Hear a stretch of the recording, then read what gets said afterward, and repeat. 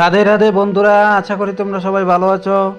আর দেখো, আজকে সকালে আমি একটা রিজার্ভ ট্রিপ নিয়ে গিয়েছিলাম আগরতলাতে। তারপরে আমি গিয়েছি, তাদেরকে নিয়ে আমি জগন্নাথ দেবের দর্শন করতে গিয়েছিলাম।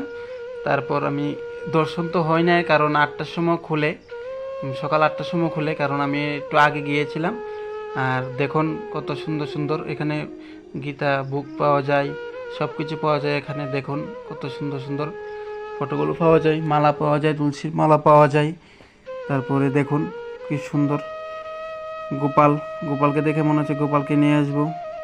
গোপালকে তো নিয়ে আসবো আমি বৃন্দাবন থেকে, যদি আমি বৃন্দাবন যেতে পারি তাহলেই নিয়ে আসবো গোপালকে, যদি আমার ভাগ্য হয়। কারণ এটা তো আমার কথা হবে না, তার জন্য।